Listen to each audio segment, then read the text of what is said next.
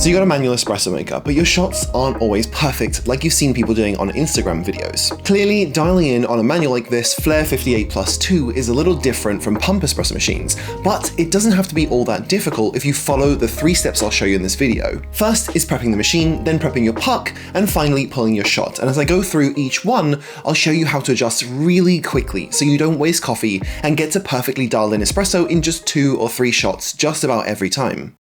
This video is sponsored by Flair, so it's not a review, and these tips will work on any manual espresso machine. I did an impartial review of their previous 58+, which I really liked and even brought with me to Japan last year, and I end up using it quite a lot. They are similar machines, but the Flair 58+2 has moved the heated group indicator to the housing itself, which I think is a really great change, and they've updated the puck screen to a new style that looks very cool. If you wanted to see more about the Flair 58+2, check my link in the description, and thanks to Flair for sponsoring this video. First, let's prep your machine. Manual levers do require some preheating. This one has a heated group that you can plug in, which is very helpful, but I'd still recommend that while you're getting everything ready for your first shot, you put a bit of boiling water in the top to warm the group even more and get the most consistent temps. After I filmed this video, I received this brew temperature analyzer from Loop, and it confirms everything I was saying about how important preheating is. It gets about a 10-degree difference between not preheating it and just using the preheated group and getting some hot water in there and preheating the group even more. So definitely preheat your group.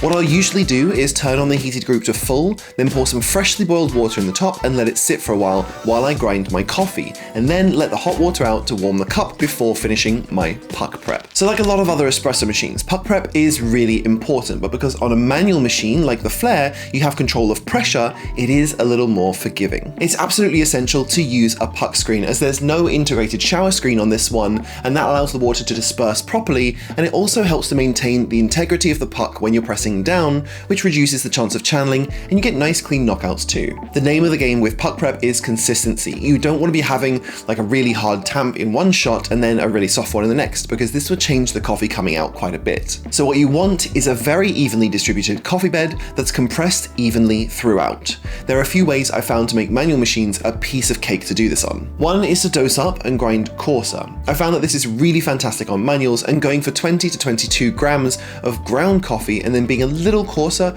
really lowers the chance of channeling, and it raises the depth of the puck and the size of the coffee particles, so coffee's way less likely to find an easier path through and it'll extract more evenly. I almost always use a WD-T tool to distribute. With a manual one, it's really simple. You just start with the needles touching the bottom of the basket, then rotate slowly upwards to make sure there aren't any air pockets that would get missed when you compress it afterwards. This also breaks up boulders, which are easier for water to find channels around. Next, we need to tamp to compress the puck, and you can use the palm tamper that comes along with the Flair, which is very easy to level. Since the portafilter is bottomless as standard, it lies flat on your tamping mat, so just angle your elbow so it's above your portafilter and tamp down, leaning on your body weight, not from your forearm or wrist. If you want to take some of the variability out of it, you can use a calibrated tamp like this one, which compresses the puck with a little click when you reach the correct pressure, which makes the tamp more consistent from shot to shot. Okay, now it's time to pull your shot. Now the great thing about manuals is that you have a lot of control throughout the process. On a pump machine, you press the button and you're getting a 9-bar shot come hell or high water. So if you didn't use the right grind size or your puck prep was off, your shot is going to suck. Not all manual machines have a pressure gauge, but the Flair comes with a very sensitive one that gives you a readout here so you can adjust your pressure throughout the brew to get the most out of your coffee. You may have heard of pressure profiling before, and this is a machine that you can really experiment with. Personally, I find a spring lever-like profile is the easiest and produces a really delicious espresso shot. To satisfy my nerdy data obsession, I use the Buku scale along with a splitter with an electronic pressure sensor on the back and a visual one on the front, so I can use their app to track the shot. There are a lot of other options for sensors though. This is just the one that I use to make it convenient to have both the analog reading and a digital readout if I want to track it in an app. You don't need it, but having the pressure readings makes it much easier to do the same perfect shots again later or experiment with different pressure profiles. So the first thing I do is almost always a long pre-infusion. This lets the water and the coffee combine and start extracting, which also makes it a lot easier for the water to travel through the coffee bed evenly when you start putting it under pressure. Now here's a rule that I use for getting the pressure basically perfect all the time.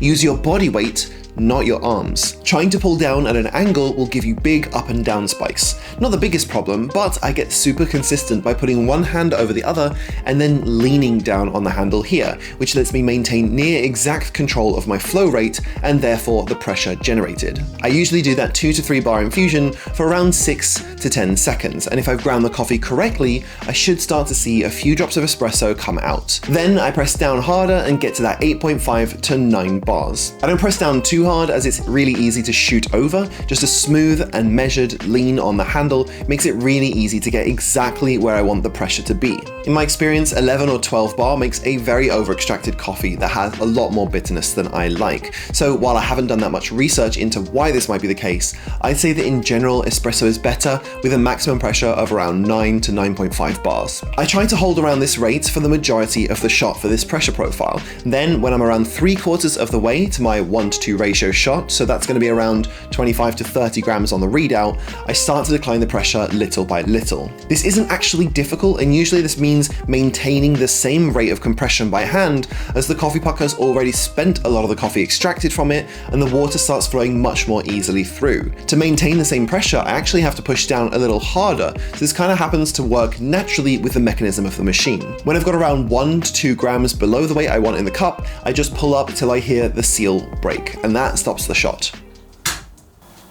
So if you leave your coffee cup under, you'll get a few more drips, so I just change the cup out for an empty one and do a few short pumps to get rid of the water left in the puck, which will make knockouts a lot easier. There are lots of other types of shots you can pull with a manual, and one of my favorites is a blooming shot, where you basically leave the pre-infusion for a lot longer, like 15 to 30 seconds, and then pull a longer shot. If you like longer shots, the biggest volume I've gotten to with the 58+2 is probably around 60 grams if I fill up all the way to the top. A long espresso like this tastes great if you have a light roasted coffee, so give that a try. I usually like to have my espresso with a little milk, a flat white or a cortado, but if I have a really unusual bean like a thermal shock anaerobic or co-fermentation funky weird process, I'll have a pure espresso most of the time, and longer shots are perfect for this. Now, if your shots are tasting wrong, there's a lot it could be, and some of the conventional wisdom about timings and grind size doesn't always stay the same with manuals. First, I usually have to grind a little coarser with a manual than I do with a pump machine.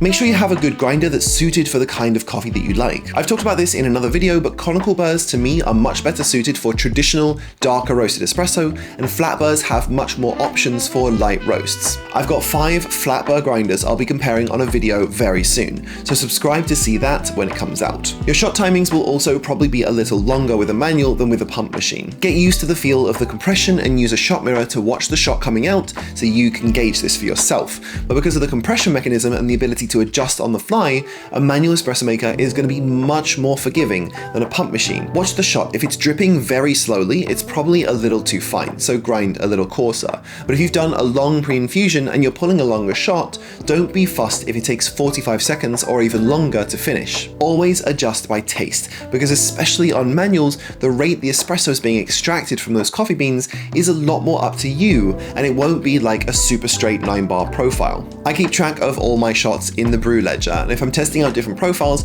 I'll draw a line in the notes section indicating my flow rates. I'll leave a link in the description to that on Amazon. I hope this video was helpful to get you dialed in on your manual espresso maker, and thank you to Flair for sponsoring this video. Please leave a like as this helps the channel out a lot, and thank you so much for watching, you wonderfully over-caffeinated people, and I'll see you on the next one.